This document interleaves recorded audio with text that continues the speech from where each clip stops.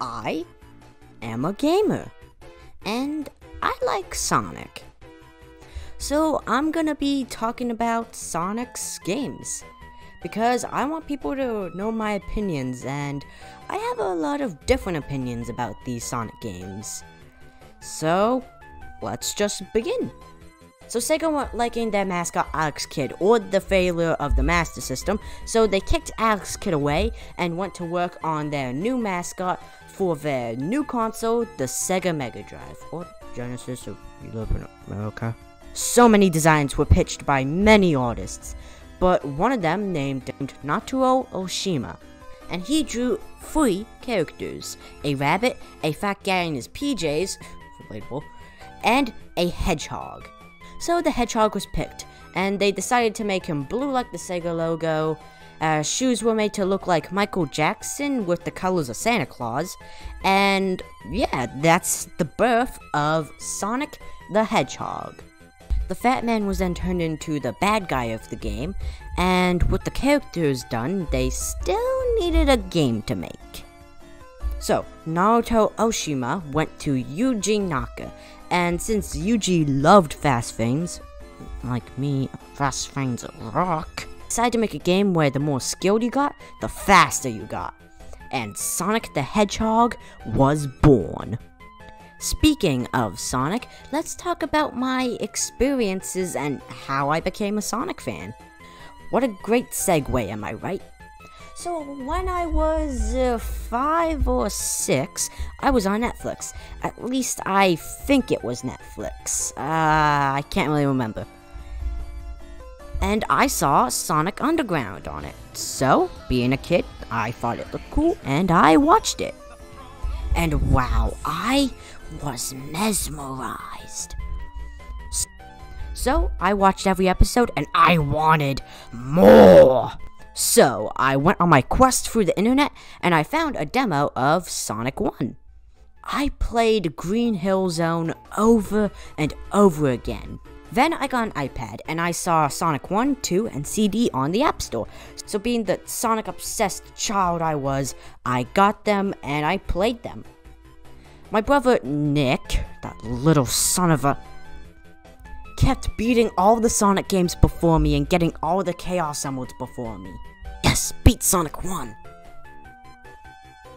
But then I found out he cheated to beat Sonic 2.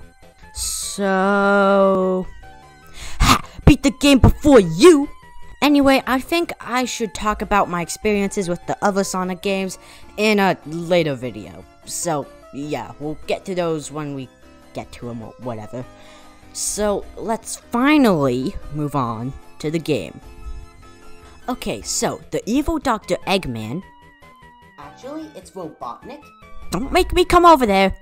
Anyway, he shows up on South Island, and he starts capturing animals and putting them in robots to find the 6 Chaos Emeralds. Sonic then finds out what's going on, and he sets off to stop the Doctor. And he then does, and then using the Chaos Emeralds to turn South Island into a safe place again. Not much of a story, but it's still there, and it is the first game, so I can't really judge. But what's better than the story? Gameplay.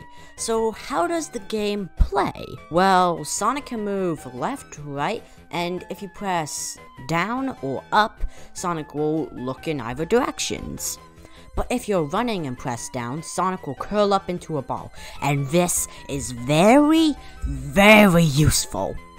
Because Sonic's gameplay is all about momentum, so you just don't go fast, you earn that speed, and it is a blast. Sonic needs rings to stay alive, and if you get hit, the rings fly out. Sonic can collect extra lives, shields, invincibility, and 10 rings. And if you don't have any rings, or you get crushed, you die. Die too many times, and you get a game over. Unless you are playing Sonic Origins. Well, I've covered every bit of gameplay, so I guess let's move on to the levels. And Green Hill Zone is fun. You all knew this was obvious, but yeah, it's just really well made. It has a lot of things to do in it. Just the level is great. It like uses every bit of Sonic's gameplay perfectly. But I know it, you know it, heck, your grandma even knows it, I think. Mobile Zone. Okay, so when I played this game for the first time and for a long time, I couldn't beat this zone. That was the same for a lot of people, apparently. Anyway, Mobile Zone is slow. It takes everything from Green Hill and kind of throws into the garbage along with Alex Kit. It's just not fun. Also, lava. But yeah, it's just so slow and just gotta wait for everything. And it's just not my cup of tea. I just don't like it. Spring Yard Zone. I don't really like this one. It does have fast parts, which I like those. It's much better than Mobile Zone. But then it has these floating platforms, and I just don't like these. They're not fun. They're just boring, and every time you try to speed past them, you get crushed. I don't like it. Also has floating spike balls. Those just aren't fun. Yeah, I just don't like those. They're just, no. Labyrinth Zone, aka drowning. Okay, so I like this level. Let me explain. Yes, water makes you slow and the traps are annoying, but can be relaxing. Also, just take your time, take it slow. There are air bubbles everywhere, so you don't have to drown. But at the same time, this level is the worst part of the whole game, and it's just, I wish we could have been a bit faster, and yeah, but I'm not gonna get into it. Everyone's talked about how bad it is. I personally think it's not that bad. It's fine. It's fine. Starlight Zone. Oh my god, this level is so good. Loops, slopes, and fun gameplay returns. What a concept. I really love this level. It's so much fun. The seesaw mechanic is a really good idea, and it's just so much fun. And yes, it's just, yes, a really good level. This, in my opinion, it's up there with Green Hill. I don't know if I like it more than Green Hill. Yeah, I flip-flop between those two, but yeah, it's a great level. Scrap Brain Zone. This level is also fun, but it's pretty dang hard. But at one point, there's a bottomless pit that's really easy to fall into, and I hate that pit. It is just not fun. Starlight Zone also had a pit, but you could avoid that by taking the top path. This is just really hard because of the spinning platforms that are just very easy to fall through, and yeah, I don't like bottomless pits. The rest of the level is fun and difficult, and yeah, I just enjoy it. But then Eggman throws us into Labyrinth Zone Act 4. This is just Labyrinth Zone, but not as fun, and I don't like it. I prefer Labyrinth Zone Act 1 and 2 any day. They're just much better, and yeah, I just don't really like this one. It's just not that fun.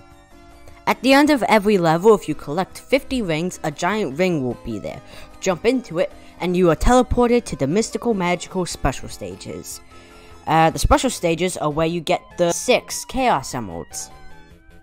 The whole stage just twirls around, and then you have to make your way to the emerald, break a couple things to get to it, and then boom, the emerald's yours. I don't really like these that much. It's just, the whole spinning feature is just very, just don't like it. It's just, it just feels like no matter how good I get, it's always just random. Which is something that the later games, especially Sonic 2, doesn't have. But yeah, I didn't go through all the Chaos Emeralds because the ending didn't change at all. And Sonic Origins, after you beat the game, you get the good ending anyways. So, yeah, I like that. Okay, so guess what? The game also has bosses, so let's get into them. The bosses are fun, I guess. Let's talk about them. So, Green Hill's boss is pretty easy. It's nice ride. Like, it's fun, easy, it's a good time. Marble Zones 1 is easy but lava, and it's just also a good time. I enjoy it. Spring Yards was challenging because I tried to do a pattern, but I kept failing at it, and I died a bunch. But it's a fine boss. It's just, yeah, I don't care for it. It's just, nah. Labyrinth Zone's boss sucks. Oh my god, this boss is just, it is so, is it a boss? It's not even a boss. Legit. All it has is, you just have to dodge obstacles. That's all you have to do. Hit Eggman once, and that's it. That's all you have to do. You just have to survive water. Oh my god. And there are so many obstacles, so if you don't have any rings, lose the shield that they give you, bah, you're just dead. Dead. And guess what? There are no air bubbles, so if you manage to get in the water, you'll just immediately die because water sucks. And no air bubbles is just awful, and I hate that. And I just hate this boss. Oh my god. Starlight Zone's boss rocks. This one is fun. It takes the incredible seesaw mechanic and turns it into a boss. And it is good. It's just really good. This entire level is just fantastic, and I love it. Final Zone's boss is the final boss of the game. It's just about dodging Eggman while he tries to squish you. The only real challenging part of it were the pink balls, and yeah, it was a little difficult to dodge them, but otherwise, it's a fine final boss. Well, that's all for the bosses. Music, yes, music. That, do I even have to explain it? Sonic always has the best music, and to be honest, I'm not the biggest fan of the Sega Genesis sound chip because I'm just not the biggest fan of chip 2 music. It's fine, it's just used badly and it can hurt my ears. Looking at you, Sonic 4. But otherwise, it's great. They use the chip to their advantage, and it is very good. It's very catchy. It makes Marble Zone and Spring Yard Zone 10 times better. And Labyrinth Zone, oh my god, I want that song to be played at my funeral. But yeah, the music's good. Is anyone really surprised about that? No? Good. Okay, so before I talk about the ports of this game, I want to talk about Sonic's design. And also his animations. So, Sonic's design. It is perfect. Is just timeless. I don't know how they made a character design just perfect. I love every part of it. I love his connected eye. It can be so expressive, and it can make him look either really cool, shocked, sad, and it just shows the perfect amount of emotion. His gloves and shoes really fit to his design, and I love his shoes. They are just iconic, and I want to run in those pairs of shoes so much. And his spikes, they give him an edge. I know, that word isn't the best in the Sonic franchise. Guns, motorcycle, shadow. Yeah, I just think it's the good edge. His design is just perfect. Now let's move on to the animations. So, I like animations, so I just wanted to talk about them. Sonic's animations are good. And, if you leave Sonic for a while, he's just gonna get impatient. And I love how they implemented that. That not only shows his personality, but it shows so much emotion. And it's just, yes. It's just, always just looks very, very, very good. Sonic's running animation is probably the reason why I wanted to do this whole category in this review, because I really like his running animation. They're just him putting everything he has into that jog. It's just, I like that. That's just really, really good. And then he just goes into overdrive and puts his arms in, and then he just blasts off at Sonic speed. It fits the game perfectly. The game looks good. Oh man, what a surprise. Sonic 1 has been ported a lot, and I mean a lot. But I'm gonna talk about two. Sonic Genesis for Game Boy Advance, and Sonic Origins. Okay, so I kind of like Sonic Origins. Now, before you all break my door down and end all my terrible opinions, let me explain. The reason why I don't completely hate it is because it's the same good game.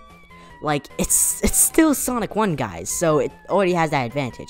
The only problem is screen crunch, slowdown, and yeah, it's just, those two elements are just not good. But one thing I really do like is how just, like, the badniks just show up out of nowhere and they just sneak up to you like they're Batman or something.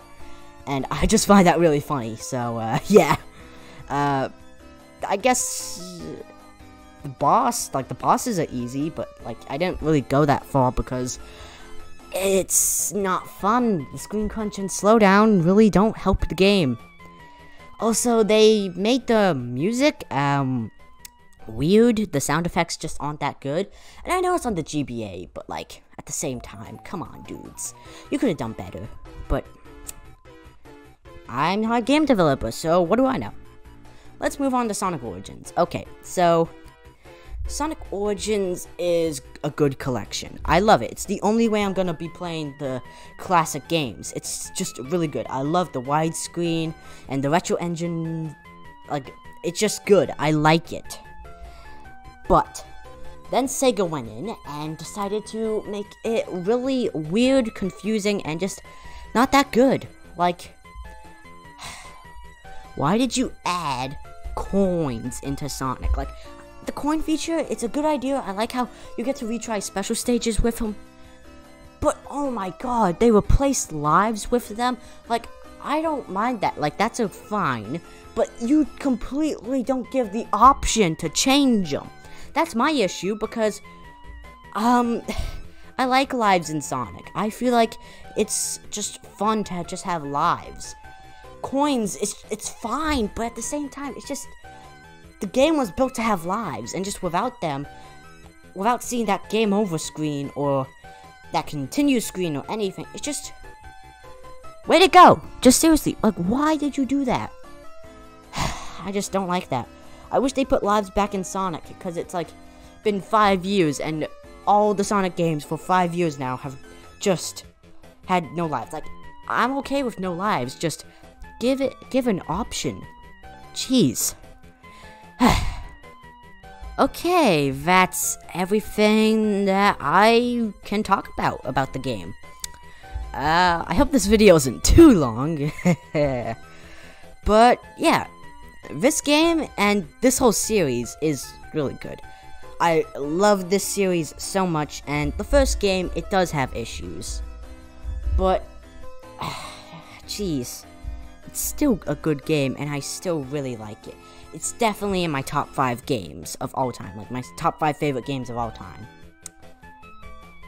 And I replayed this game so many times, and I have no regrets. This game gets a 7 out of 10 for me. The game is fun, but there are some levels that I really don't like. But, God, I love this game.